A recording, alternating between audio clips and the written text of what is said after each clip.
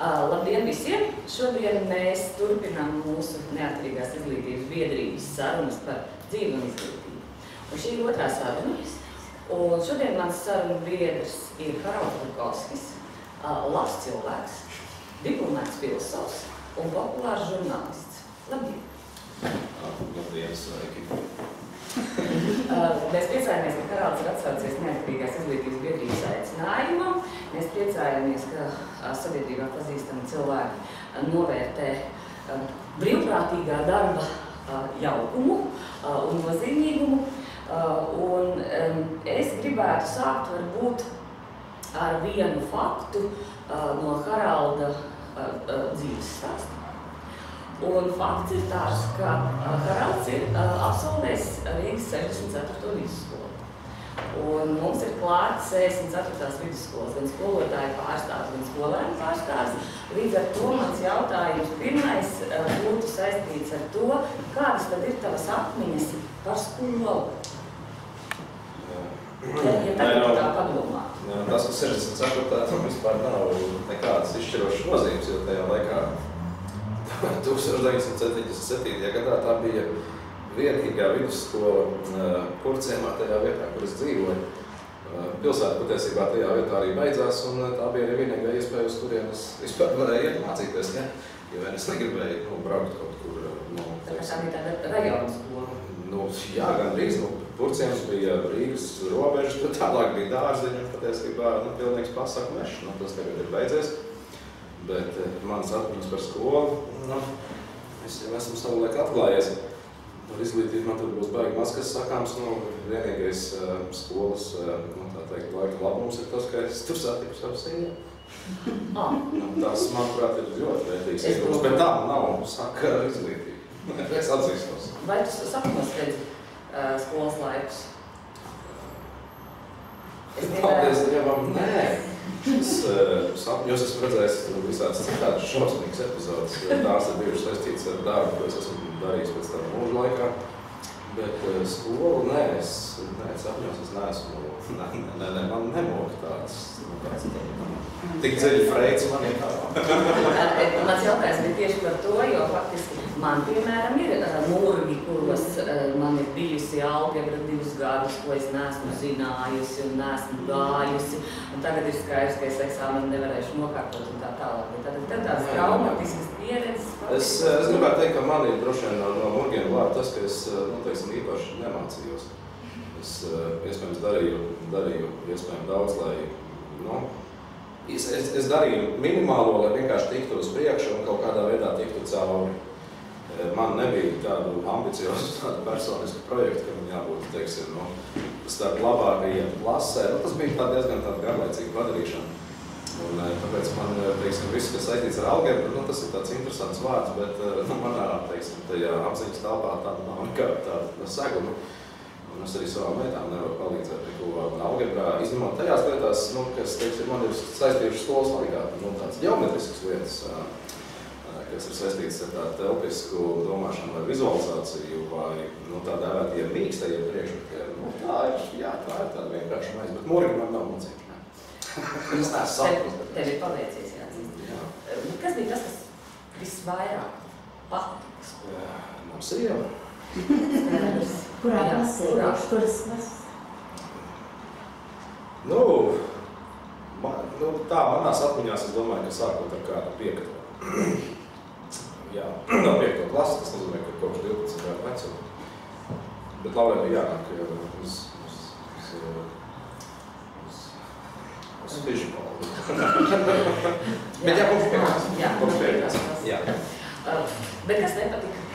Tas ir, ja jau sapņos neredz, tad acīm redzot, nebija nekas tāds ārkārtīgi traumatisks, bet tagad ir tā padomāt un reflektēt par to jautājumu, kas tad īsti bija tas, kas nepatika. Jo tomēr padomju laika skola, padomju laika izglītības sistēma ļoti bieži tiek kritizēta un tiek atrast dažādi gan ideoloģiski, gan saturiski faktori, kas tiek uzskatīti par traucējušies. Man ir tā grūti pat man fiskultūra nepatīk. Man nepatīk fiskultūra. Vēl man droši vien nepatika visi citi, kuriem man likās, kuriem arī patīk nākamā sieva. Tas gan man nodarbināja. Tas varbūt tā vajag dziļi freidiski. Bet, ja par pašu izglītību, es vēlreiz saku, es neesmu to sevi, to dzīves audumu tik dziļā mērā cauraudzis. Es tā vienā brīdī sāku domāt, jā, varbūt tās krievu valodas bija par daudz, ja tur bija kaut kāds 3 vai 4 reizes nedēļā, bet atkal no otras puses, tā krievu valoda jau bija tāda, ļoti racionāla ikdiena, vai ne, jo televīzija jau tur nemaz savādāk nevarēja paskatīties. Uz ielas komunicēt bez krievu valodas arī nekādīgi nesanāca veikalā tieši tas pats. Tā krievu valoda jau, teiksim, kādā izpratnē bija pilnīgi visur. Man tās valodas zināšanas ir noderējušas arī turpmākajā dzīvē, bet es nevaru teikt, ka tas tā kaut kā ļoti nodarbinoši. Matemātikas bija par daudz, un tās vienmēr ir par daudz manā skatījumā. Tādas tās lietas, visas tās ierindas skatas, kas ir saistīts ar tādu padomju vairs uzspiest organizāciju, man likās, teiksim, ļoti patīkami atslodzi, jo tad nebija jāiet uz stundām, kas, man liekas, ir katram skolēnam ārkārtīgi svarīgi. Teiksim, viss, ko tu vari darīt, vienalga, vai tā ir rīta vingrošana vai gatavošanās ierindas skatē, vai kāda cita veida nekā nedarīšana, man liekas, ļoti vērtīga lieta. Tās atkal man vajag patika, ir tā. Man nav tādu, kā tad tu nokļuvi līdz tai ideja par filosofijas studijām? Jo man patiesībā ir diezgan šis jautājums tīri personīgi interesē. Jo tā tad iestājies tu filosofijas fakultātē pēc maniem aprēķiniem 1988. gadā. Es neesmu beidzis vidusskolu, sāksim ar to. Es nekad neesmu kārojies to darīt, un arī tagad daudziem cilvēkiem neieteiktu. Man liekas, ka vidusskolas pabeigšana tā ir tāda bezizvēles dzīves noteiktība. Kad tu īsti varbūt arī nesaproti vai nezini, ko tu gribi darīt pēc 9. klases, tas šobrīd vai nesanāk. Tad cilvēkam jāiet uz vidusskolu. Man tāda mērķa nebija, es gribēju laimīgi pabeigt 8. tajā laikā. Tad, kad tu pabeidz 8. tad sliktākais, kas ar tevi varēja notikt, ka tu nokļūsti, teiksim, profesionālas izglītības sistēmā, vai ne, to visu atcerās. Tas bija lielākais bieds. Ar to mūs visu laiku toreiz kacināja, ka, tā teikt, slikti mācīsies, tad būs visu mūžu jāturēja appavi, vai jāiet uz appavniekiem. Bija kaut kādas tādas klasiskas, biedējošas profesijas, kas tika piedāvāts. Man tas kaut kā līdz galam nepiedēja, un es izvēlējos turpmāk pēc 8. klases studēt tehnikumā, kas pabeidzu automātisko sakaru specialitātē, kaut ko, tas bija baigi gudrs tajā laikā, tas bija svarīgi, interesanti. Principā tas varēja garantēt padomu laika dzīves telpā darbu vai, teiksim, radiotehnikas koncernā BEFā vai kaut kādā citā ar smalkām elektronikām saistītā industrijā. Un es pabeidzu tehnikumu, es pabeidzu ļoti labi, es iestājos Rīgas Tehniskajā universitātē. Par ko kā redz CV neliecina? Tas jau nav jāpiemina. Ja es tur pierakstītu visu, ko es savu laiku esmu sācis darīt, bet neesmu turpinājis, tad es iegūtu baigi daudz literatūras. Nevajadzīgs, es gribētu teikt. Tad, kad es studēju Rīgas Tehniskajā universitātē, es vēl pirms pirmās sesijas sapratu, ka cauri būs. Jo tur bija tā matemātika? Tur bija pēc tam tādā līmenī tā matemātika, tur bija arī tādi citi priekšmeti, tur gan ir biedējoši pasniedzēji bijuši. Ja jūs gribat par šausmām, jo tur viens no priekšmetiem bija tā, ka pasniedzējs jau pirmajā lekcijā teica, par eksāmenu neuztraucieties. Jūs uz tam netiksiet? Jā, apmēram, bet tas tika pasniegts daudz tādā smalkākā formā, ka tas parasti notiek ātri, jo neviens nenoliek. Un tāds arī dzīvē bija. Jo, tā, kad tu atver durvis, tev ir jāatbild uz kaut kādiem 3-4 zibers jautājumiem, tāda šāvienu formā. Tev šauji, tu atšauji, ja tu vienā kļūties, tā teikt, var iet tālāk. Ja tu tiki pāri pirmajai barjerē, tad tu drīkstēji vilkt arī biļeti. Principā tas bija biedējoši, es gribētu teikt. Un kā ir ar sapņiem par tehnisko universitāti? Nē, es esmu arī ar to ticis kādā veidā veiksmīgi galā. Es paralēli, kaut kā tajā brīdī jau biju sapratis, ka es gribētu savu dzīvi saistīt ar tādām mīkstajām industrijām. Ja tā to drīkst teikt, un es paralēli gāju sagatavošanas kursos tāpat Mākslas akadēmijā, jo es gribēju studēt dizainu, tas man vienkārši zīmēšana un tāda, saka, vizuālā domāšana, tās lietas, kas ir saistītas ar tādu telpiskumu. Tas man vienmēr ir padevies un arī paticis, bet es netiku līdz iestāju eksāmeniem, jo man sāka vajāt pēdējais gads padomju armijā. Un 1990. gada pavasarī, man liekas, tas bija, jā. Tas bija pēdējais iesaukums, kad ķerstīja visus pa ielām, tos, kas atceras tādu laiku vēsturi, braukāja tur tie pelēki ietur tā čik, un, ja tu izskatījies pēc armijas vecuma cilvēka, tad, principā, tev varēja savākt. Un, jā, tad es kaut kā biju droši vien nodarbināts ar savu dzīvi un to, kādā veidā to padarīt jēdzīgu, un kas tajā vispār ir vērtīgs. Un man likās, ka filozofijas fakultāte, kas tajā laikā bija atjaunota, un šķiet tā darbojās 1. vai 2. gadu pēc ilga pārtraukuma, man likās ļoti labi izvēle. Un es iestājos pirmo rāviju. Tur es vēl nebiju beidzis pirmo kursu, te es jau tā kā biju sācis. Kā 90. gadā? 90. gads, jā, 90. gads. 91. gada janvārī, protams, sesija tika atcelt, jo bija baigāja laiks. Tas atkal tā, kā tā trāpījās, nezinu, bet mēs pēc tam atkal turpinājām. Jā, un tā mēs tiku līdz tā filozofija, un man šķiet, ka tā manā mūžā ir bijusi visvērtīgākā izglītības pieredze, kāda man ir bijusi. Dažādi iemesli pēc, jo tas kursa saturs bija uzrušināts, bet tur nebija nekas īsti iesaistīts. Un fakultāte vienmēr mums kā studentiem prasīja, kas ir tas, ko mēs kā topošie nosacīti tādi domāt griboši cilvēki gribētu tajā saturā iet. Jums ļauj diezgan brīvi izvēlēties, un līdz ar to mēs tikām pie daudziem pasniedzējiem, kas bija ļoti labi. Kuru tu atceries vislabāk? Daudz nelaiķis profesors Laizāns par filozofijas vēsturi, Viesturs Neņģa, organizācija psiholoģija un daudz citas smalkas lietas, kultūras vēstures lietas pie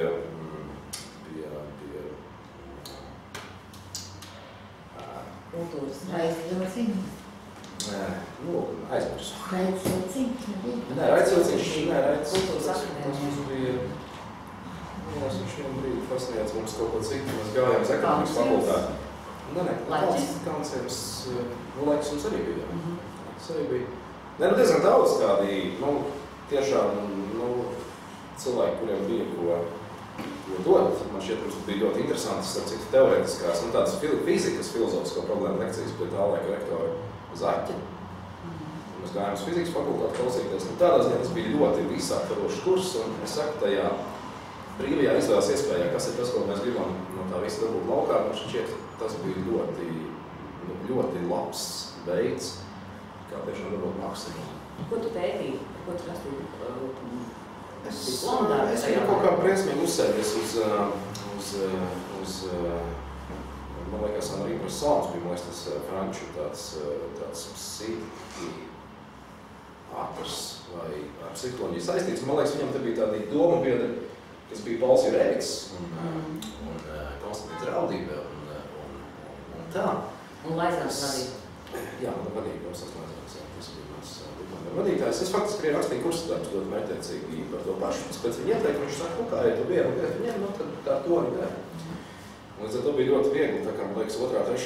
kursa, tos kursa darbus vienkārši papildināt un turpināt, tā teikt, vienā atsevišķā darbā, kas, manuprāt, bija ļoti, jā. Es nesaku, ka tas bija tur no filozofijas kategorijām, kaut kāds tāds ģeniāls darbs, ar ko varētu startēt no pasaulē, bet man šķiet, tas izdarīja to labi. Tad drīzāk tas bija tāds kultūras vēstures pētījums, ja? Vai filozofijas vēstures pētījums, kaut kā ļoti labs darbs. Jā. Mūsdienās man bieži uzdod jautājumu par akadēmisko studiju jēgu, par to, ko var darīt cilvēks, kuram diplomā rakstīts filosofs, vai vēsturnieks, kad viņš īsti tur jau nav tās profesijas. Ko tu teiksi šiem cilvēkiem? Un faktiski jautājums ir par to, kādēļ cilvēkiem būtu jāstudē filosofiju? Lai saprastu dzīvi. Lai saprastu sevi. Man liekas, ka tas visaptvarošais mudinājums kaut kā cilvēkiem mērķiecīgi izvēlēties kaut ko, kas ir saistīts ar inženierzinātnēm, ir diezgan neprātīgs. Jo cilvēkiem ir jāstudē tas, kas viņus patiešām interesē, lai cik bezmērķīgi tas arī neizskatītos un neliktos, jo man arī tajā brīdī, kad es studēju, man nebija nekādas tādas ekspektācijas par dzīvi. Un droši vien, tā kā man bija 22 gadi, man bija tāds sajūta, ka man būs 30, es būšu tādā diezgan nomazātā tēkaklā, sēdēšu kaut kur uz akmeņa un vienkārši skatīšos tālumā, man nebūs ne darba, nekā. Ja? Man tas likās ļoti pieņemami. Es pat nebija tāda ekspektācija, kaut ko tādu ļoti mērķiecīgi nodarboties, domāt par to, kādā veidā to varēs konvertēt par liederīgu nodarbošanos, par ko arī maksā naudu. Nekā tādas, tiešām gribēju saprast, kas notiek ar mani, kas notiek ar cilvēkiem, kādā veidā pasaulē ir uzbūvēta, tā teikt, raugoties no filozofijas skatu punktiem, un to es arī ieguvu. Ko tu par sevi uzzināji? Es esmu diezgan kāds labs cilvēks. Jā, bet cilvēks, tas nav rakstīts. Nē, tas kaut kur man kaut kur tas nāca, vai ne? Nē, to es sapratu, es droši vien apzinājos, ka visas tās pusauģu vai agrīnās jaunības gadu tādas psiholoģiskas kataklizmas, kas parasti pārņem cilvēkus, ka tās var konvertēt kaut kādā veidā, tādā liederīgā vai labā radošā enerģijā. Jā, es ar to tiku galā. Man ir grūti pateikt, es par to nekad neesmu domājis tā, ko tas man ir devis. Bet tas man ir devis tādu dzīvi, kāds dzīvoju šobrīd. Es dzīvoju tādu dzīvi, ka es kā jau sapratu, tā teikt, trešdienā ļauju zāli. Faktiski nekur nestrādāju. Patīkam, ka tu piesauc man par žurnālistu, ka man ar to nav nekāda sakara. Wikipēdijā tās tā nav? Wikipēdijā jau tu pats sev var ielabot, kā tu gribi. Un es jau vienreiz, man liekas, jau kaut kādā strīdā es teicu, jūs jau varētu saukt man arī par hidrobiologu. Es neredzu, kāpēc nē? Ja? Un cilvēki atteicās to darīt, es teicu, bet kāpēc jūs tā negribat, jo varbūt, ka es tur tomēr kaut ko saprotu. Es pa daudz nevēros. Nē, viss kārtībā. Ļoti interesanti. Es arī esmu studējusi tajā pašā fakultātē, tajā pašā nodaļā. Mēs kaut kā samainījāmies vienā brīdī, acīm redzot. Kurā gadā tu dabūji pabeidzt? Tas vēl nebija bakalaurs, man liekas. Tas bija bakalaurs. Es biju, man liekas, pirmajā gadā, kad tā vairs bija Pēters Tučkis Latvijas Pilsētas universitāte. Jā, tas bija jaunā kurs programmas, bija 4 gadu studijas, un tas bija pilnīgi normāls bakalaurs 94. Bez izrāviem. Jā, tātad, ja es iestājos 93. magistrantūrā, tad mēs tomēr par vieniem gaitiņiem kaut kādu brīdi esam staigājuši. Un man tā... Es atceros ēdnieks, tur bija cīsņa, zirniņša, nolvarēja, tas bija... Tā bija baigā vieta. Bet es smirdēju tur diezgan. Protams. Kā jau? Ko jūs tur gribat? Bet tā kā man filosofija bija tā kā jau maģistra studijas, tad es ļoti labi atceros to ārkārtīgo brīvdomību, šī vārda vislabākajā nozīmē, kas valdīja filosofijas nodaļā. Un, teiksim, ja vajadzēja uz visu tās saktas kāpt 4. stāvā, tad 2. stāvā un 3. dzīvoja vēl vēsturnieki, un tad 4. stāvā dzīvoja filosofi. Un jo augstāk kāpa, jo jo garīgāks vai anarchistiskāks kļuvi, ja? Jo tā domāšanas brīvība, kas valdīja 4. stāvā, es savā mūžā, un tātad man tajā brīdī jau bija gada 23, es nebiju sastapusies nekur ar tādu domāšanas brīvību. Vai tu to izjūti? Ja tu nāci no tehniskās universitātes, tad katrai no pēc viena semestra tehniskajā universitātē. Jā, bet es saku, man jau tā tehniskā universitāte arī, tas jau gadu iepriekš jau sāku projektu no tās armijas, baigi negribējās iet, un arī negāju, tāpēc arī tā universitāte. Bet ar to brīvlūdības kaut kā biju saskāries jau kaut kā tā iekšēji kaut kur iepriekš. Jo man teica, kurš gan ir arhitekts, viņš arī savulaik interesējās par visu kaut ko, kas bija, viņa leksikā, teiksim, Schopenhauers un Schillers un daži, tā teikt, cik uzvārdi bija jau tā kā par ikdienas sastāvdaļu vēl arī tad, kad man bija 14 gadu. Un līdz ar to es nevarētu teikt, ka tā brīvdomība kaut kā viņa pēkšņi tā man uzkrita virsū. Un ja es atceros tādas sarunas ar saviem vecvecākiem vasarās, kuras es pavadīju pie viņiem, tad es gribētu teikt, viņi atkal bija tāda ulmeņa laika kaluma cilvēki. Un viņos tādas brīvās domas vai kaut kāds tāds tāda laba pasaules ritmu sajūta nebija pazudusi par spīti visam tam tām melniem periodam, kas tā vidu bija. Tāpēc man tā filozofijas fakultāte, jā, tas ir tāds pilnīgi jauns līmenis, kurā tā pacelies, bet tas tā kā spēlē, ka tu sasniedz nākamo līmeni un tu tā kā trāpi pareizā vietā. Māki atrast čītus. Un kāpēc tu tomēr pēc tam bija komunikācijas zinātnes, nevis filosofijas maģistrantūra tālāk. Bija arī filosofijas maģistrantūra. Jā, es esmu studējis 3 maģistrantūras. Filosofijā uzreiz, pēc tam, kad es dabūju bakalauru. Es nezinu, kāpēc biju domājis, ka es varētu studēt 2 maģistrantūrās uzreiz. Es studēju starptautiskās attiecības, dažādi iemesli pēc jau arī semēņu pāris mums bija lektori. Tajā laikā man tas šķita kaut kā tā vilinoša, un, protams, tagad tu paņem 2, tad es nebeidzu nevienu. Kas tā loģiski arī, vai ne, visiem saprotam. Un jā, tad es kaut kāds, man liekas, 3 vai 4 gadus vēlāk sapratu, ka es gribu studēt komunikācijas zinātnī, tāpēc, ka es ar to biju jau saistīts. Jo es sāku strādāt Latvijas radio, man šķiet, ka pirmajā kursā, tad, kad es studēju. Un kā tu nokļuvi? Kā es tam nokļuvu? Kurā pirmā kursā studēju? Filozofija, jā. Nē, tas bija tāds laiks, kad radio pēc tās 90. gada 4. māja deklarācijas bija tāds pajucis, un tur viss bija jāveido no jauna. Es neveiksmīgi iesaistījies kaut kādā maizes tirdzniecības biznesā. Pieķēru sevi pēkšņi pie domas, kad bija tāds viens brīdis mājās, ka tev ir tikai makaroni, tas arī bija savs makaroni, nav nekā, nav arī gāzi balonā, nav arī sēkoci, neko tu nevar. Tēcis piezvanīja, viņš teica, viņš ir dzirdējis par radio sludinājumu, ka viņiem vajag komentētāju.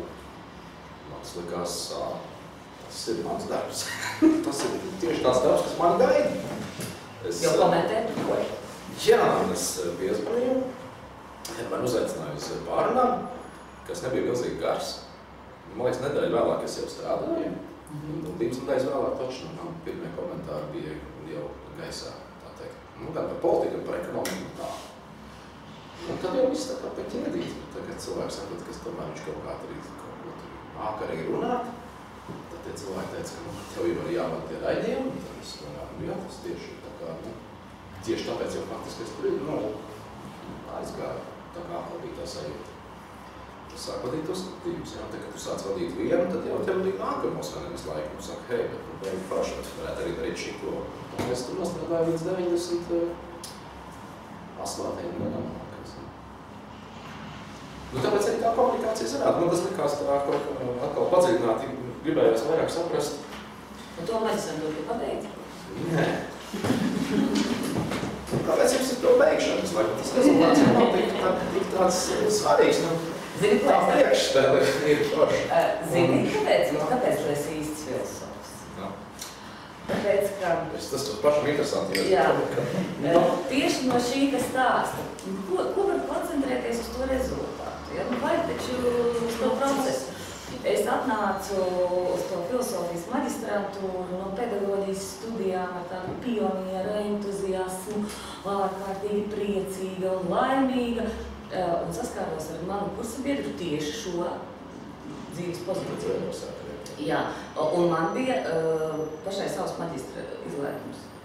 Tā kā es biju viena, tad to nerīkoja lielajā aulā, bet mazajā. Loģiski, dekāns Kalciems paspieda man roku un teica, ka izlēdumi ir bijuši dažādi no tik cilvēkiem līdz vienai cilvēcei.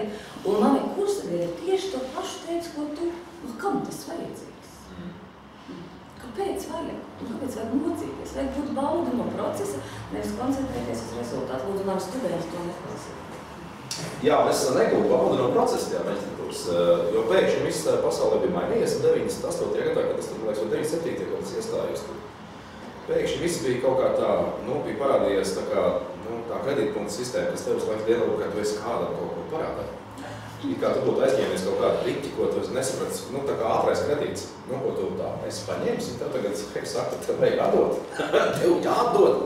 Un tev ir nevis viens ātrais kredīts, bet tev ir kaut kā 12 priekšmetos ātrais kredīts paņemts. Jā. Un tā kredītpunkta sistēma jau man likās vispār vajag degradējoši, vēl jau vairāk kontekstā ar to saturu. Es jau neatnācu, 23 gados pārlecis no bakalaura. Es tomēr atnācu ar kaut kādu bišķi tādu sajūtu par dzīvi un ar kaut kādu praktiskās dzīves pieredzi. Un es varu pateikt godīgi, ka tajā laikā tur bija vismaz pusi kursu, uz kuriem vienkārši nebija nekādas intereses vai patikas iet. Es pilnīgi redzēju, ka tā satura tur nav. Vismaz vai tas man kaut kādā veidā nemudināja dizainēt to studiju programmu, tā kā es varbūt biju to līdz tam pieļāvis. Un tur bija pietiekami daudz tādu priekšmetu, kur bija skaidrs, ka tā ir vienkārši lieliski iespēja cilvēkiem, kuriem ir kaut kāds amats vai, teiksim, profesors uzpliči, tā teikt, turpināt kaut ko darīt, jo alga jau viņiem par kaut ko ir jāmaksā, bet tam nebija tāda, kā lai saka, 21. gadsimta saguma, ja? Tas bija kaut kā tā.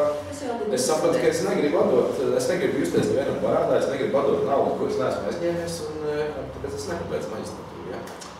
Man ir 3 nepabeigtas maģistratūras, un žēl, ka nav vairāk, jo es noteikti būtu ieguvis kaut kā lielisku pieredzi. Bet labi, tātad žurnālists, tu neesi? Nē. Kas tad tu esi? Cilvēks vienkārši, filozofs. Žurnālistika nav, mēs jau tās birkas visu laiku iekarim. Kā saka, cilvēks sāk strādāt, teiksim, radio vai televīzijā, viņš kaut kā kļūst par žurnālistu, vai ne? Kaut gan, un tas tik dabiski un viegli notiek, ka pilnīgi ir, rodas liels jautājums, kāpēc vispār kādam ir jāstudē žurnālistos, jo liela daļa savukārt tos, kas tur ir beiguši, pēc tam nekad nav redzami. Un tieši otrādi, tie labākie pļāpas vai tie lielākie vai atpazīstamākie šovmeņi patiesībā žurnālistika tajā akadēmijas izglītības līmenī kādā veidā bijuši saistīti. Mēs taču zinām, ka Indras skolāts ir ģeogrāfs. Piemēram, ja, ļoti labs vārdu meistars, ļoti labs stāstnieks. Un to es varētu teikt par ļoti daudziem cilvēkiem, kur tas uz laivu profesionālā kalva ir kaut kādā veidā, kaut kādā citā vietā vispār. Viņi tā nonākšana ir pilnīgi Bet tad gribu teikt, ka faktiski starp izglītību un profesiju, tavuprāt, nav tāda ļoti tieša saistība. Es domāju, arī nevajadzētu arī meklēt kādā veidā, jo man arī nav, teiksim, ja es man prasītu, kas ir profesija, kurā šobrīd strādāju. Es nevarētu nosaukt, ko es daru, jo, es nedaru neko, un tas ir tieši tas, pēc kā es laikam visu mūžu vilgoties. Un es arī nepodinātu nevienu meklēt tādas saistības, un man šķiet, ka no akadēmiskas izglītības pozīcijām ir tikai dažas lietas, kas tiešām pelna tādu nosaukumu. Kā piemēram medicīna vai jurisprudence vai lingvistika, manā skatījumā, tādas tiešām fundamentāls zinātnes, viss pārējais, ko mēs patiesībā tirgojam. Es nezinu, man liekas, kas, lai būtu par skolotāju, ir kaut kāds noteikti tāds gēnu komplekts, man ir tāds sajūta. Ir cilvēki, kuriem patīk mācīt un padodas, bet tie nevienmēr ir tie, kas savukārt nonāk fakultātē, kur tā kā mēģina tos gēnus kaut kā tā uzbužināt. Ja? Un manā praksē droši vien es varētu teikt, ka esmu saskāries ar vairākiem cilvēkiem, kas visticamāk būtu labi skolotāji, ja vien viņi to darītu, bet viņi kaut kādu iemeslu pēc to nedara, un tāpēc nav skolotāji, bet tā viņiem ir tik forši, ja tur tik daudz ko var uzzināt. Es nezinu, man liekas, kas skolotājs tas ir tāds, Tu domā, kas ir talants? Es domāju, ka tas ir talants, gluži tāpat kā jūs taču paņemsit, jebkuru mazo praktisko lietu. Ir cilvēki, kuriem ir zaļie īšķīši, un ir tādi, kuriem nekas neaug. Ja? Un viņi dara vienu un to pašu.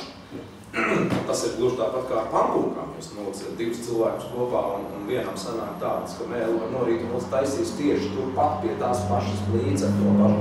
Nekas to nebūs. Tā tā ir. Tā matemātika. Zaļa atnākusi. Jā, man vienkārši bail, ka man aizmirsīsies jautājumu. Tādēļ es apsēdos šeit, lai uzdot jautājumu. Vai vispār ir iespējama tāda skola, kur bērni nāk ar prieku?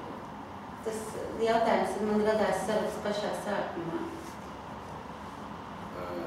Es domāju, ka tīri teorētiski tā ir iespējama un tā būtu arī tāda vēlamā skola.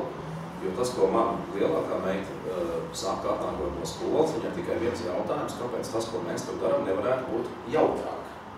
Tas ir tas vārds, ko viņa būtiski pievieno klāt. Kāpēc tas nevar būt? Tu līdz uz 14. No 7. Bet to jau viņi man man liekas, 4. jau 5. Viņi laikam šo atkārto, un es saprotu, ka tas ir kaut kas tāds. tā jautrība, ja to nevar dabūt tur, tad vai nu tu atrodi to pats sevī, vai atrodi tur, kur tu to nāki dabūt laukā. Bet tas, ka tas varētu būt kaut kā vienkāršāk, bez tādas milzīgas mērķtiecības un bez milzīga tāda procesa rezultātu izpratne, bez tā mēģinājuma, tā teikt, ielikt tajā zināšanu vai tajā izglītības sistēmā kaut ko tādu, ko patiesībā jau jebkurš no tiem 21. gadsimta bērniem var dabūt internetā, ja viņi to grib. Man liekas, ka tā skolas lielākā jēga ir parādīt to, kas atrodas aiz tā visu, un kā tas izskatās kopumā. Jo tur ir briesmīgi daudz visādi tādu lietu, kas ir saistītas ar kaut kādu tādu mehānismu, es pat nevaru pateikt, kaut ko tādu, kas mani garlaiko. Es paturpināšu vienkārši to domu. Tas otrs jautājums man bija saistībā ar to, ka filozofijas fakultāte bija tā, kur iedeva to jauno saturu. Bet kas, piemēram, tavu prāt, ir tas, ko vajadzētu šobrīd ielikt mūsu skolās? Tieši saturu. Lai bērniem nav garlaicīgi, lai viņiem ir jautrāk, lai viņiem ir jautājums par saturu vai par formu? Par abiem diviem iespējām. Tas ir viss kopā, kā to taču pat nevar tā izstāstīt. Tajā brīdī, kad, piemēram, ir tas mudinājums bērnus lasīt, tā teikt, mēs gribam, lai viņi vairāk lasa. Tad man šķiet, ka mums vajadzētu priecāties tajā brīdī par to, ka tas bērns lasa, lai kas tas arī nebūtu, bet viņš lasa to, kas ir viņa interesēs. Un tas nekas, ka tas ir ārzemju autors, un tā varbūt kāda skatījumā nav literatūra ar milzīgu kaut kādu vērtību, vai tā ir kaut kāda tur uber-amerikanizēta, tā teikt, tur ir kaut kāda kultūras kodi, kas mums nav diņot. Ja tas virsuzdevums ir tāds, ka tas bērns lasa ar interesi, tad man šķiet, viņam vajag ļaut to lasīt, nevis nokaut viņus un teikt, bet šī to nē. Un tas, man liekas, ir tas, ko man meita visu laiku atnes mājās, kad, ja tu tikko izrādi to savu iniciatīvu, ka tā tiek nokauta, jo tas neatbilst, tas nav latviski. Tas nav kaut kā tur vēlama autora sarakstā, kaut kā man nav skaidrs, kāpēc, ja viņi gribētu lasīt Hemingwayu, kāpēc kāda vēlama pēc viņam lasīt Hemingwayu? Lai viņa lasa Ernestu Hemingwayu. Hemingways bija foršs čalis. Bet tas jau nav tikai par lasīšanu, tas attiecas uz pilnīgi visu to priekšmetu, tā teikt, saturu. Drīkst vēl parunāties. Drīkst, jā. Tāpēc uz sāku. Es domāju, visi tie cilvēki, kas te sēž, domā pilnīgi tieši tā arī domā. Jā, Tādēļ mēs šīs sarunas šeit veidojam un nākam par to runāties, jo mēs esam šeit sapulcējušies tie, kas grib mainīt izglītības sistēmu, lai tiešām būtu tā mūsdienīgi un būtu tā, kā vajadzētu būt. Bet, ko tu domā kā cilvēks, kurš nav izglītības sistēmā? Ar ko mums vajadzētu sākt, par ko mums vajadzētu runāt, kā mums aizsniegt dzirdīgas ausis plašākā sabiedrībā?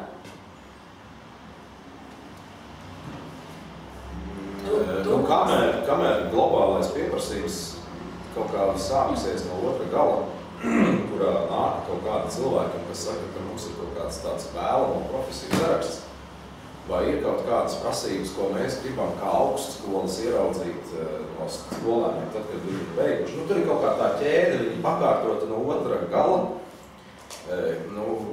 kaut kā nepareizi, jo tajā brīdī, kad kāds man liek sajusties, kā piedodiet lielgabalu gaļai, un tā tas arī ir, tādā izpratnē, ka kāds mani ierauga pēc 10 gadiem darba spēku. Man tas liek justies kaut kā nērti. Es esmu tāds mazliet pazemots. Es negribu, lai maniem bērniem būtu šī sajūta, ka viņi stopa par kaut kādu veidu darba spēku. Man liekas, ka tas tā nedrīkstētu būt. Tas nevar būt mērķis izglītībā. Ja? Tas, ka tas ir mērķis kādā biznesā, lai augstskolā tas būtu izdevīgi, vai forši, to es visu saprotu, tur katram savas interesītas. Bet man liekas, ka mēs nepareizi domājam. Bet es nezinu, vai man līdzīgi domājuši cilvēku skaits ir pietiekami liels. Es domāju, ka līdzīgi te ir tas kritiskās masas fenomens. Jo būsim godīgi, daudz cilvēki ir pietiekami nebrīvi, un viņu viena lielākā, varbūt iespējams laime dzīvē, ir iegūt tādu iracionālu stabilitāti saistībā ar to, ka, tā teikt, tu labi mācīsies, labi pabeigsi, iespējams, būs labi darbu, būs tev kaut kāda alga, par tevi maksās nodokļus. Tā tu varēsi turpināt dzīvot visu mūžu, ja tu būsi pietiekami labs, tev būs arī medicīnas apdrošināšana. tad tu aizies pensijā, un tad, iespējams, ka tu kaut ko dabūsi. Ja tu skaties mūsu dzīvi no tādām pozīcijām, tad tā ir tāda, tad sliega laimīgā, ne? Es gribēju reaģēt uz to tādu domu par cilvēkiem, kas domā līdzīgi kā tu. Es domāju, ka daudzi vai lielākā daļa cilvēku, kas pārstāv humanitārās, sociālās zinātnes kaut kādās izpausmes formās, šobrīd jūtās kā, nezinu, vai kā lielgabala gaļa, kā saka, bet kā vainīgi par to, ka ir izvēlējušies kaut ko tādu studēt, kas neatbilst tajā valstiskajai vīzijai. Un sociāla antropologs Klaus Sarunieks teica, piemēram, ka inženieri mums ir ļoti vajadzīgi, bet viņi jau nenodarbojas ar to, lai saprastu, kāda jēga ir viņu darbam.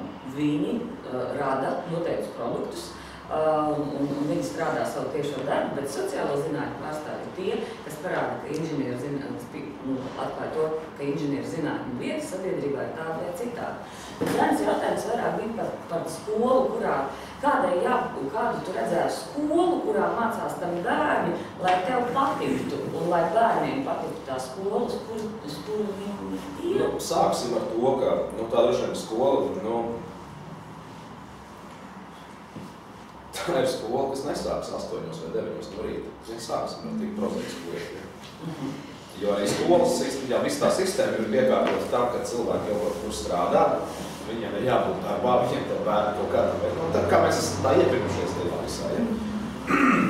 Jo es gribētu teikt, ka tās pirmās 3 stundas līdz 11:00 mēs vispār nometam zemē lielos vilcienos, jo tie bērni jau kaut kā tā turpina gulēt un skaidrs, ka viņi tā vēduši, viņi arī negribēs, viņiem vispār maz, kas tur interesē, ja?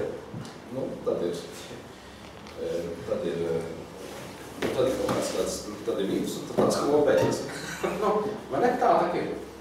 Bet es atkal, tas ir manis tāda brīvdomātāja pozīcijas, jo man liekas, ka būtu sakarīgi sākt tiešām kādos 11. Tas ir ļoti optimāli, un mēs to pašu varētu izdarīt tikai kaut kā par dienas gaismu. Nē, ja jūs katru galvu. Kaut vai, ja? Man savukārt pēdējā laikā ir tāda ķecerīga doma, ka mācību stunda, kas ilgs 40 minūtes, ir absurda kaut vai tādēļ, ka ja man tagad pateiktu tā, man kaut kas ir jādara, ļoti svarīgs darbs. Šonedēļ tev ir šodien 40 minūtes to darbu padarīt, un trešdien 40 minūtes to darbu padarīt, un ne vairāk. Un tad tu nedēļu ar to vairs nenodarbojies, un tad atkal pie tā atgriezies. Es vienkārši tā neprastu strādāt, bet nezinu, vai mūsu skolēni tā strādā. Man paši tā nav komentāru. Es saku, man ir baigi grūti izteikties, jo man tās meitenes tā kā tiek galā ar to, kā tas izskatās. Man tas nedara nekādas rūpes. Tātad tas nav. Kāpēc tas nevarētu būt jautrāk? Jautājums numur 2, kāpēc tam ir jāsākas tik agri? Es neredzu. Un kāpēc izglītības sistēmā, piemēram, mums nav iespējas iegūt vispusīgi attīstītus bērnus, tas man arī nav skaidrs, jo mēs tik ļoti koncentrējamies uz kaut kā tādu zināšanu, apgūšanu, un mēs vienmēr pagūstam, protams, arī piemērs tagad mums vajag vairāk fiskultūras, mums vajag vēl kaut ko visu vairāk, vajag garāku mācību, vajag visādi šitās lietas, un man liekas, ka mums neko no tā visa nevajag. Bet tā sistēma, arī tā interžģīlības lieta, viņa jau būtu jāuzbūvē tā, ka tie bērni tomēr pagūst gan, apgūst tās zināšanas, kuras mēs kā gribam viņam ielikt, kur saistībā ar visām tām matemātiskām un nematemātiskām prasmēm, bet mēs gribētu taču viņi arī izkustas, vai ne, lai viņi kaut kā dot dejas soli virpināt, lai viņi prot arī dziedāt, un tas vienmēr sanāk tā, ja tu esi izvēlējies kori, tad principā par dejošanu tu vari aizmirst. Vai, ja tu esi izvēlējies mākslas skolu, tad automātiski viss cits, kas attiecas, teiksim, tādā pulciņu vai interžģīlības līmenī skolā, tev vienkārši iet garām, jo tā ir tāda sistēma, kas tev paņem ar abām rokām. Tā teikt, tu esi skolā un tu esi mākslas skolā. Aizmirst dejošanu vai jau kādu veidu sports, tev vienkārši tā nav laika. Ja, tie bērni jau beidz 6:30 vakarā to savu dzīvi. Ja tā ir mākslas skola vai mūzikas skola, tad tur nekam citam laika mums neatliek. Mēs gribētu, piemēram, lai manām meitām būtu iespēja, piemēram, arī piepildīt. Sievišķīga plastika, man liekas, ar dēļu ir tik lielā mērā saistīta, ka tuvāk vairs nav. Ja? Bet tā meitenēm jau organiski man šķiet ir tas kustība prieks. Bet tu to nevar atļauties, jo tev ir jānosarījums pirms 6-7 stundas skolā. Tad tev ir ātri jāpārbrauc uz muzikas skolu vai mākslas skolu, tad tur vēl kaut kāds 3 vai 4 stundas, tad tu esi mājās, tad tev ir tie mājas darbi, kuros ir tik daudz muļķību, ka vispār, un ar filozofu skatu punktu skatoties, vispār es nevarētu atrisināt nevienu uzdevumu, jo tas, kas tur ir ierakstīts, vispār nav atrisināts. Un es katru reizi pieķeros pie šīm lietām, ja, un tad man sieva bušana saka, ka, tā teikt, vēl vieglāk. Bet, ja skatās kritiski, ja, tad, tās mācību grāmatas arī. Oi! Jā, es pirms gribēju teikt, man ļoti uzrunāja tā doma par skolas sākuma laiku. Es ļoti bieži no rīta braucu uz darbu, un es skatos, kā tie bērni tādās urciņās, tādas skudrības ar savām mugurslomām, kaut kur dodas uz galvpultu, un tieši man ir tā doma katreiz radusies, kāpēc tieši tagad viņi kaut kur iet, un tad viņiem kaut ko liks, un tad viņi kā turēsies ar savu dabu pretī, bet tad viņi kļūst konformistiski. Un man liekas, ka tā doma, ko jūs teicāt, ka kaut kā jau tās jūsu meitas un mūsu citu bērnu apbērni tiek galā, viņi iemācas pielāgoties. Un tas īstenībā mums mazliet viņi apgriežas pārnus tai nākotnes cerībai. Bet man bija jautājums mazliet par kaut ko citu. Mēs runājam par skolu, bet tajā skolā skolotājs ir ļoti svarīgs elements. Jūs teicāt, ir cilvēki, kuriem patīk mācīt. Vai jums nešķiet dažkārt, ka tieši tie, kuriem patīk mācīt, nav tie labākie skolotāji? Vai labs skolotājs drīzāk nav tas, kuram patīk mācīties un izcināt, bet vislabākais skolotājs ir tas, kuram interesē dzīve? Jā, es to arī biju domājis. Tas patīk mācīt ir nevis, tādā izpratnē, kā jūs tad interesēt arī jums tās pozīcijas. Patīk mācīt, jūs ar tiem vārdiem reiz saprotat to, kuram patīk. Kurš zina, kā vajag, kā pareizi, kurš māk norādi. Nē, es biju domājis patīk mācīt, drīzāk jau tādā kontekstā, kā jūs sakat, ka tas ir tāds, piedodiet, dzīves, kurš pilsonis, kuram patiešām ir par dzīvi ko pateikt. Jā, un bieži vien tās labākās, tās connotations vai, teiksim, tādas esences par dzīvi, jo bieži vien ir, teiksim, pāris teikumi, vai ne? Kā jūs tā kā labā filmā skatāties, ja, un tad galvenais varots, kurš mirst, jau ir pasaka kaut ko tādu, ka vienkārši vai dīvi. Ja. Tas bija to vērts nosēdēt līdz 1:30 naktī, lai dzirdētu šito teikt. Ai, vēl bija tā. Nē, tas ir tāds solījums. Tas nav dzīve, tas ir tāds rīcībā balstīts, ja tāds rezultāts būs, ja, procesa nav. Jā, es domāju par to patīk mācīt, tas konteksts bija vairāk, es vēlreiz saku, man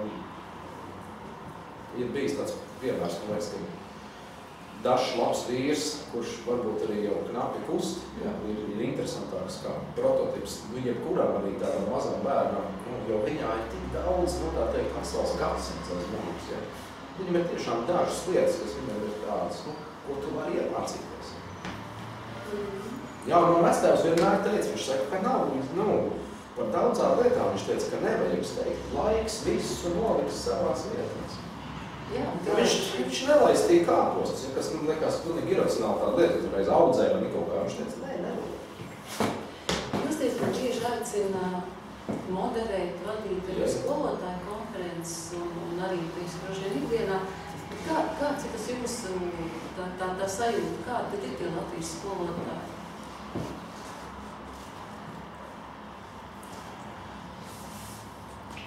Kritiski un filosofski. Tā, klāt, jā.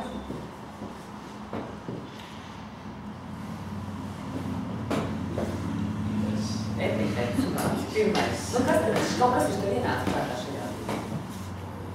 Ziniet, kā notiek sagatavošanas process? Ko mēs uzaicināsim moderēt? Vajag kādu vīrieti, tad viņas visi būs laimīgas. Nē, tas, protams. To es esmu, man šķiet, visās skolotāju konferencēs arī teicis, ka vīriešu trūkums sistēmas organismā ir pilnīgi, tas ir sajūtama, tā ir sajūtama lieta. Mēs paņemam jebkuru vidusmēru skolu, viņš zināt, ka tur ir 2 vīrieši, visticamāk, tas ir sportists un darbmācības skolotājs, kaut kā 2, vai ne, viņi ir. informācijas. Jāgādās, ka tad jābūt partijām, jo es zinu skolas, kur tieši sievietes informācijas skolotājs tā kā nē. Varbūt fizikas, ja? Bet man liekas, ka tā pedagogā dzimuma disproporcija skolā ir tik liela, ka arī tas novērt pie zinām rezultāti, kas nav tas labākais. Jo, es saku, vīriešu trūkums organismā, ja es tādu drīkst izteikties, tas ir tāda sajūtama lieta, sistēma.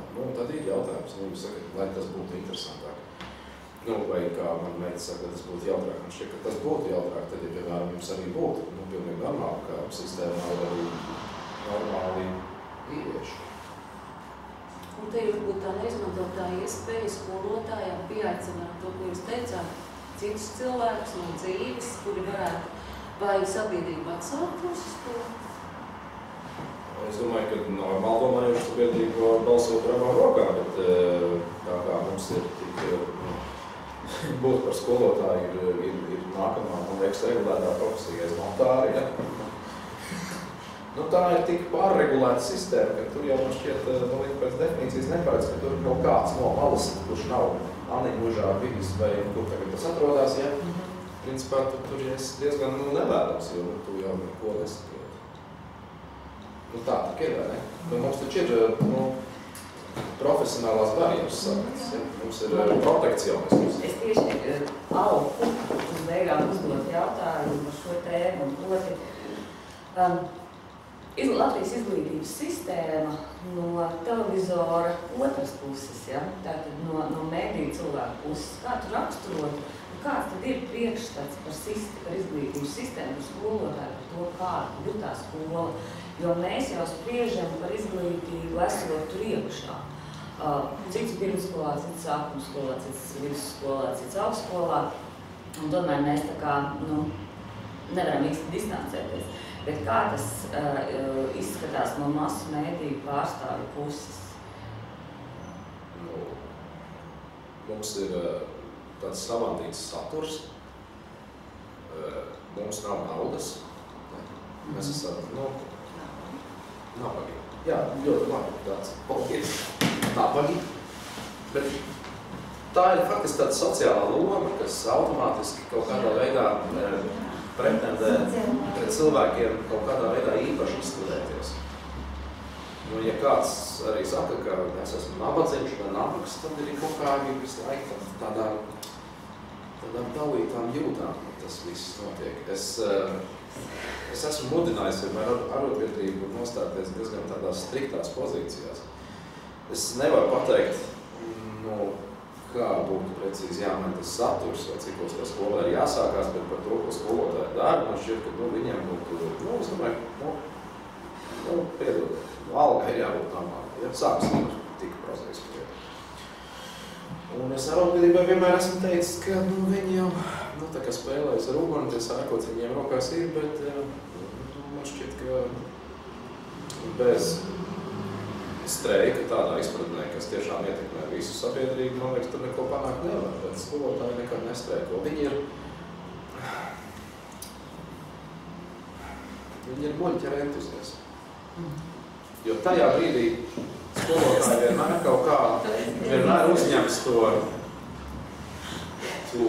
vai ne? Piedodiet. Tā, tas ir.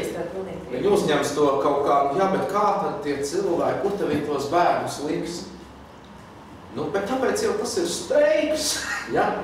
Likt man tagad sašust kaut kādā veidā par visu to, kas notiek, kā man viņus kaut kā nav kur likt. Un tādā ziņā es domāju, ka mums no franču demokrātijas un tas, kā streiko Air France, ja? Viņi to darbojas regulāri, ja? Viņi ietekmē tūkstošiem avioreisu visā pasaulē un tūkstošiem ceļotāju, ja? Un nemaz par to nejūtas kaut kādā veidā vainīgi, jo viņi vienkārši runā par to, ko viņi grib. Es tev pilnīgi piekrītu.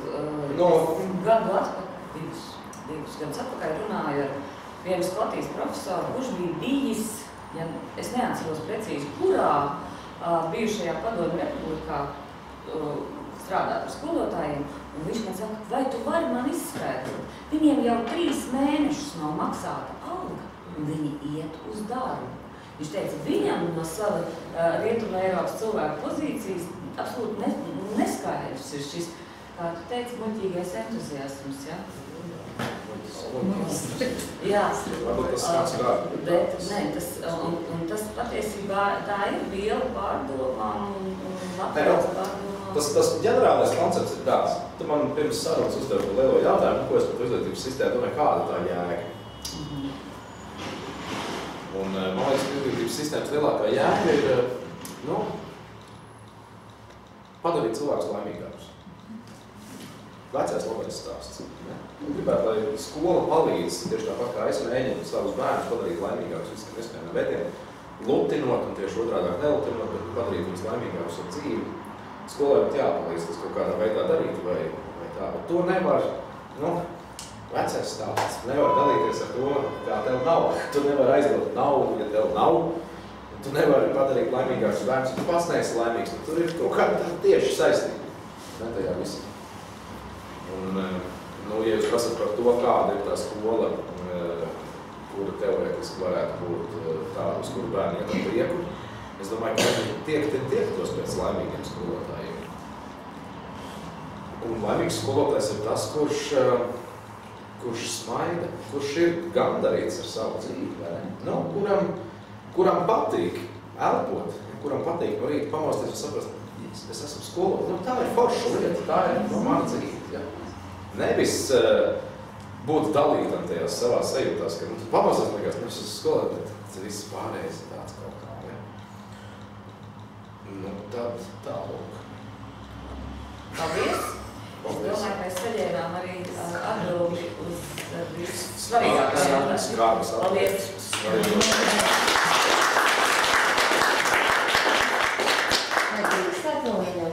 Jā, lūdzu.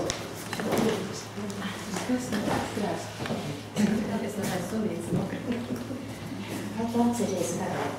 Es tev reiz zvanīju, un es tagad neatceros to jautājumu. Kaut ko es gribēju sarīkot tādu sarunu, kāpēc cilvēki dzīvo stulbi. Atceries? Jā, bija Beatrīts man gribējās. Jā. Es visu laiku par to domāju. Bet tu vari pateikt. Kāpēc cilvēki dzīvo stulbi? Jā, es arī. Nedomā, ka es necītos. Bet kāpēc? Un ir kāda dziesma, vai cik stulbi ir nošaut gulbi, ja? Un es tagad esmu pārfrazējusi, vai cik stulbi ir dzīvot stulbi. Nē, atbilde ir tāda. Tas nav mamā dažu līmē, ne? Es teicu, ka svarīgākā lieta cilvēkam mūža laikā ir piecelties kājās. Un tas piecelties kājās, protams, ir pārnestā nozīmē. Tas jau nav tas brīdis, ka tu kaut kādu ap gadu tur sāc tenterēt un tā. Bet, kad tu dzīvē piecelies kājās, kad tu saproti, ka tu pats nesi savu dzīvi. Mēs jau bieži vien esam nevis tie, kas veido apstākļus, bet mēs tā kā tos apstākļus pieņemam un padaram par savas dzīves daļu un ļaujam tiem apstākļiem noteikt mūsu dzīvi. Un man liekas, ka tik ilgi mēs esam uz ceļiem, un tāpēc tik ilgi arī tā dzīve ir diezgan stulba, jo tās mūsu izvēles ir pakārtotas nevis tam, kas mums tiešām ir svarīgi, vai ko mēs gribētu vai negribētu, vai varam vai nevaram darīt, bet tāpēc, ka tas ir tikai tas, ko mēs varam vai nevaram atļauties. Mums ir tikai tik vai tik daudz laika, un tajā mums ir kaut kādas lietiņas, un tik ilgi mēs esam uz ceļiem. Tā. Mums ir varbūt par maz kopumā cilvēki, kas tiešām jūtas brīvi un pārliecināti par savu dzīvi. Tā ir tā lielākā problēma. Un tik ilgi, kamēr to cilvēku ir pietiekami daudz, un tas, protams, ir daudzpusīgi izdevīgi, vai ne? Jo viņi jau turpina nākt uz darbu. Arī tad, ja mēs nemaksājam algu, bet tas jau nav tikai par skolotājiem, tas ir visur. Tik ilgi jau es arī tās savas meitenes sūtu uz skolu pulksten 8 vai 9, bet tas nenozīmē, ka es viņas trēcu gulēt. Es ļauju viņām skatīties filmas līdz 1:30 naktī, jo man šķiet, ka viņām pašām ir jāizdara tā izvēle un jāsaprot tā loģiskā lietu sakarība, ka tu to vari darīt un tas kaut ko maksā, bet tas maksātājs esi tu pats. Vai arī tu vari izvēlēties par to nemaksāt un iet gulēt ātrāk, bet tā arī tāda izvēle. Es nejūtos tiesīgs pateikt, ka tagad ir bērnu laiks, vai es nezinu, 9 vai 11, tā teikt, visu čučēt. Kāpēc lai es to darītu, jo tad es būtu divkos. Es pats sēžu līdz 1:30 naktī un kāpēc man viņiem būtu jāmano tādā cīniskā veidā? Bet bērns būs pārgojis nākamā dienā, nepiedalīsies stundā un skolotājai jūs padarīt darbu grūtāk. Stāsts ir par bērnu par skolotāju.